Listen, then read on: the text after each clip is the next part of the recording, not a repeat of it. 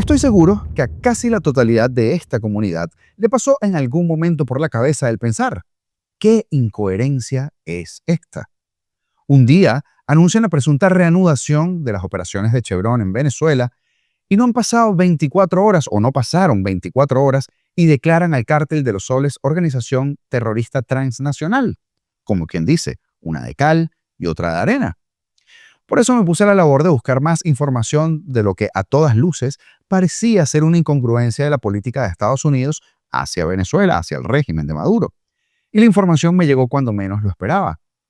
Ahora vamos a entender qué está pasando y ya se los cuento. Y fallece otro preso político en las mazmorras del régimen. Se trata del teniente Pedro Naranjo.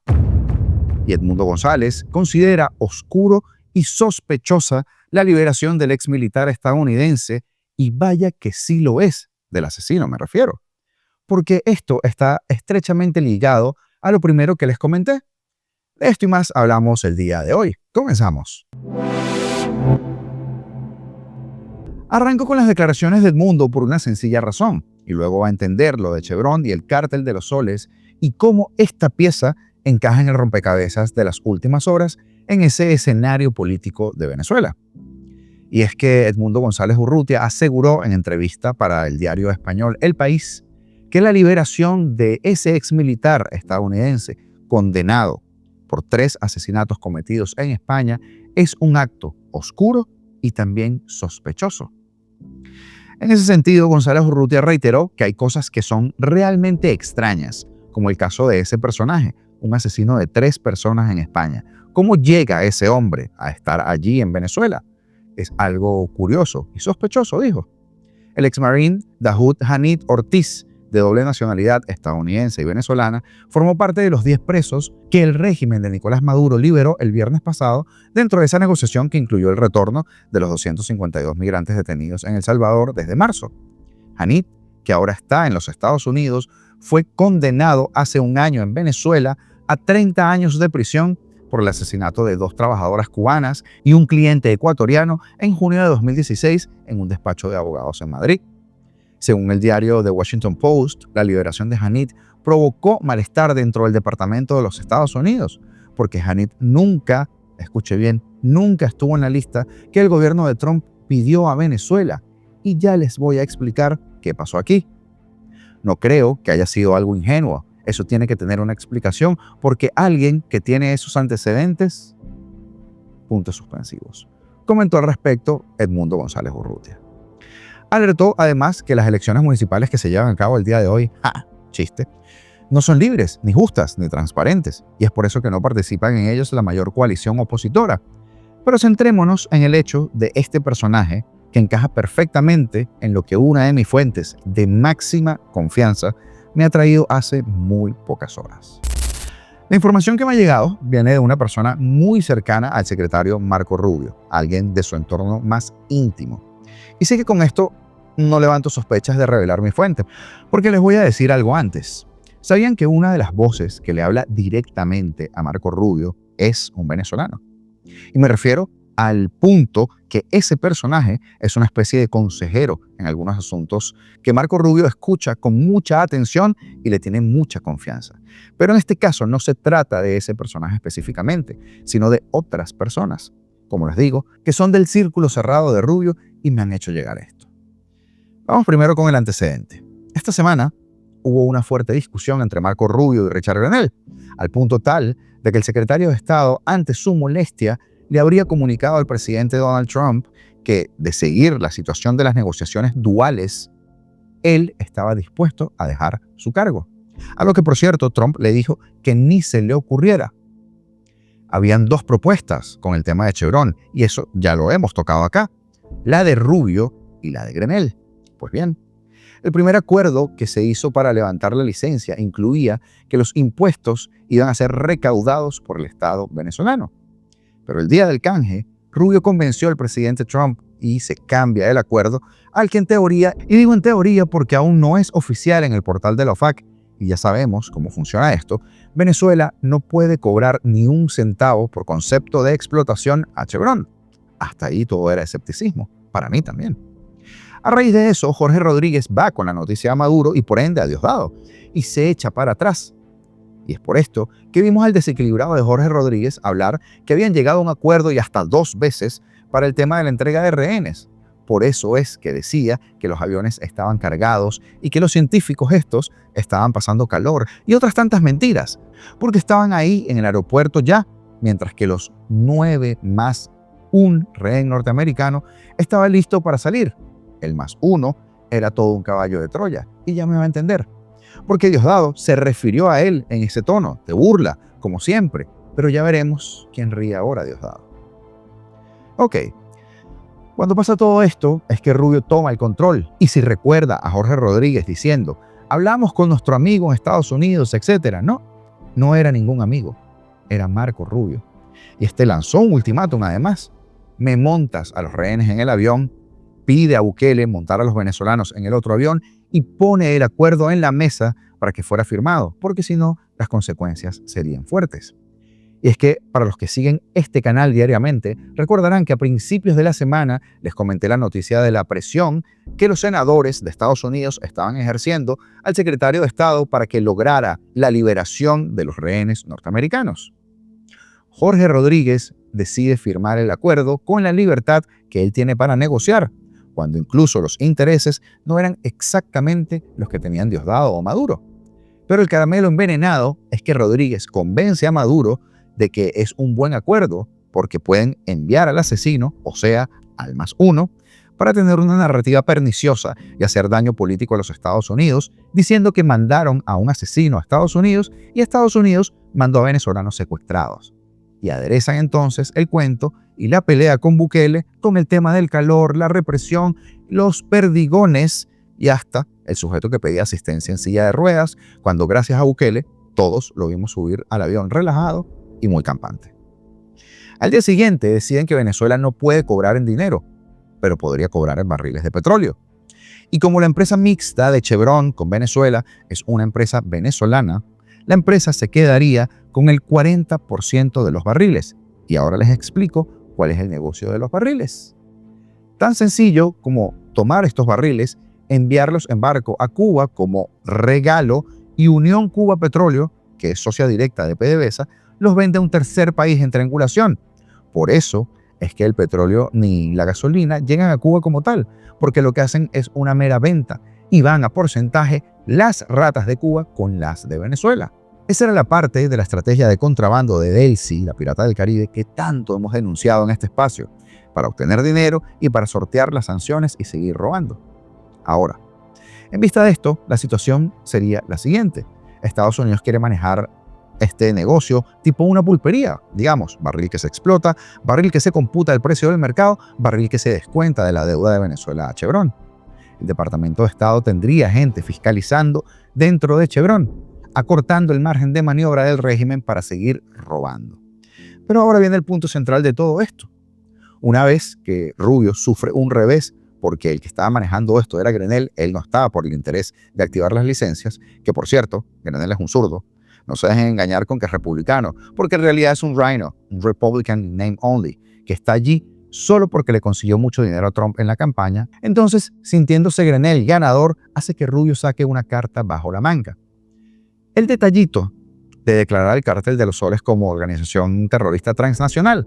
Y aquí es donde viene la particularidad de esta noticia que les comento hoy. ¿Saben ustedes cómo se enteró Jorge Rodríguez y Venezuela de la inclusión del Cártel de los Soles a esa lista? Por Grenell. La gente de Rubio se comunicó con este y le habría dicho, ok, tú eres el de los contactos, eres el tipo exitoso en las negociaciones, el más cercano al régimen. Bueno, pásale esta noticia a tus amigos del régimen para que lo sepan antes de que lo publiquemos. Y de allí todo el tema del post de X, que fue borrado y colgado nuevamente. Como les digo, esta información que les estoy dando el día de hoy viene de una fuente en la que confío al 100%, y aunque no he podido todavía contrastar puntos porque no está fácil, en esta persona confío prácticamente en un 100%. Pero las reacciones de la colocación del Cártel de los Soles en esa lista de organizaciones terroristas transnacionales no se hicieron esperar por parte de múltiples actores. Habló Duque, hablaron otros expresidentes y también María Corina. Finalmente sale una designación del Departamento del Tesoro de los Estados Unidos, donde dice que el cartel de los soles, cuya cabeza es Nicolás Maduro, es designado como un Specially Designated Global Terrorist. Primera vez que un jefe de Estado en este siglo es designado jefe de un cartel de la droga. Es decir, Maduro es el jefe, el capo de la droga y está en el poder. Es decir, ya nadie puede mirar para otro lado. Y yo me pregunto, ¿qué van a hacer las empresas europeas? ¿Van a seguir relacionándose con el jefe de un cartel? ¿Qué van a hacer los gobiernos? Y sobre todo aquellos gobiernos, digamos, de izquierda, progresistas, que en algún momento tuvieron relación o afinidad con Maduro. Ya esto pasó una línea roja, me explico. Este régimen nunca ha estado tan aislado, tan vulnerable como está hoy. Y nunca nosotros hemos estado tan decididos a lograr nuestro propósito, que es traer a nuestros hijos de vuelta a casa, darle la oportunidad a unos niños venezolanos que hoy crecen asistiendo 2 días a la semana a clase, a la escuela pública, de pésima calidad. Tenemos la generación de niños venezolanos que está creciendo con la mayor desnutrición infantil de los últimos 100 años. Se nos están yendo nuestros jóvenes por la frontera. Y ya ni siquiera te puedo decir cuántos son, porque tanto Brasil como Colombia han dejado de publicar las cifras oficiales. Y se van porque sienten que no hay futuro. Pero el día que Maduro salga, tú vas a ver, son millones de venezolanos que van a regresar y los vamos a recibir con los brazos abiertos a reconstruir este país. Por esto es que esa frase que se le atribuye a Napoleón Bonaparte de puño de hierro en guante de terciopelo ha sido la etiqueta de la semana que hoy termina. Una estrategia que combina la firmeza y la diplomacia o la fuerza y la amabilidad para lograr objetivos. Implica que un país o un líder es capaz de usar la fuerza o la coerción si es necesario, pero prefiere resolver los problemas a través de la negociación y la cooperación. El puño de hierro, en este caso, representa la capacidad de un país para utilizar su poder militar, económico o político para así proteger sus intereses y hacer valer sus demandas. Y esto puede implicar de todo: amenazas, sanciones o incluso acciones militares directas. El guante de terciopelo representa la diplomacia, la negociación, la cooperación y el atractivo cultural. Implica buscar soluciones pacíficas a los conflictos y construir relaciones sólidas con otros países, aunque sean terroristas, no lo creo. En la práctica, esta estrategia puede ser difícil de implementar, ya que requiere un equilibrio casi perfecto, muy cuidadoso, entre la firmeza y la amabilidad. Si un país es percibido como demasiado agresivo, puede alienar a sus aliados y generar desconfianza, pero si es percibido como demasiado débil, podría no ser tomado en serio. El puño de hierro, la firmeza y la presión la representan Marco Rubio, y el guante de terciopelo, nunca mejor dicho, diplomacia y pragmatismo, la representa Richard Grenell. Trump está aplicando una versión de la estrategia puño de hierro en guante de terciopelo en nuestro país, en Venezuela, combinando sanciones económicas, retóricas agresivas y presión migratoria con negociaciones pragmáticas y contactos diplomáticos. El puño de hierro se manifiesta en las sanciones, en los aranceles y la narrativa de confrontación, mientras que este guante de terciopelo se ve en los canjes de presos, las conversaciones con el régimen y la consideración de intereses petroleros. Sin embargo, la falta de una estrategia clara y las divisiones internas en su propia administración, como lo que les he narrado el día de hoy, podrían socavar la eficacia de ese enfoque. Para que una estrategia tenga éxito, o esta estrategia tenga éxito, Trump necesitará calibrar cuidadosamente la presión y la persuasión, evitando alienar a la oposición venezolana o a los aliados regionales mientras se enfrenta a la resiliencia de Maduro. Ahí les dejo eso. Y es que desde inicios de la semana, la Oficina de Asuntos del Hemisferio Occidental del Departamento de los Estados Unidos ha estado muy activa y afirmó a través de su cuenta de X que las dificultades de Cuba y Venezuela no se deben a sanciones externas, sino a décadas de corrupción, mala gestión y enriquecimiento de las élites. Las dictaduras de Cuba y de Maduro culpan al mundo de su incompetencia y sus fracasos, pero estos regímenes se basan en la corrupción, el robo y el caos económico. Ya es hora de exigirles responsabilidades, han dicho. Seguidamente compartieron un artículo donde detallaban cómo en Cuba, por ejemplo, los turistas disfrutan de hoteles estatales mientras los niños locales carecen de leche o de alimentos básicos. Y en Venezuela, los estudiantes asisten a escuelas en ruinas mientras que el régimen gasta millones de millones en propaganda y en espionaje. Ya que, según la agencia EFE, en 2024, Cuba destinó más del 37% de su inversión al turismo y a los hoteles, 11 veces más que a la salud y a la educación combinadas, pese a una ocupación hotelera de solo 30%. Conglomerados militares como Gaesa se benefician mientras los cubanos enfrentan escasez de combustible y alimentos. Por otro lado, en Venezuela, Bloomberg News reportó que en 2024 el régimen de Maduro gastó más de 2.000 millones de dólares en elecciones presidenciales, mientras el salario mínimo quedaba por debajo de los $2 mensuales, menos que un kilo de queso. Se destinaron 180 millones de dólares a salud, menos del 1% del presupuesto, y 18 millones para alimentar a 5 millones de escolares, frente a 1.000 millones para inteligencia militar y controlar los apagones masivos, como los que afectaron a 20 estados en 2024 según el Impulso, cosa que refleja años de negligencia. El texto califica estas crisis como autóctonas, resultado de sistemas diseñados para preservar el poder autoritario. En Cuba, empresas militares dominan la economía, mientras que en Venezuela el gasto público sostiene la propaganda y las deudas petroleras, dejando a los hospitales, a las escuelas y a otros entes de la nación en total deterioro. Estos no son errores de las políticas, son características de sistemas económicos creados para preservar el poder autoritario. La comunidad internacional debe amplificar las voces de los pueblos cubano y venezolano que reclaman la responsabilidad de relacionarse económicamente con el mundo exterior, libres de los controles represivos de los regímenes corruptos, dijo este buró. Y lamentablemente, el régimen suma una nueva víctima en su kilométrico expediente. En su cuenta de X, el primer teniente Araña ha informado que la tiranía suma a otra vida destrozada. Ha escrito: que en paz descanse, teniente Pedro Naranjo, los presos políticos que no tienen la oportunidad, voces que no fueron escuchadas y luchas que fueron silenciadas.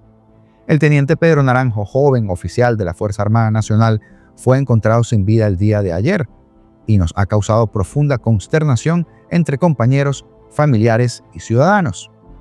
Naranjo atravesaba una situación de extrema depresión y de desesperación debido a esta presión tras más de 4 años enfrentando hostigamiento, persecución, tortura, aislamiento y condiciones que afectaron gravemente su bienestar físico, pero también emocional.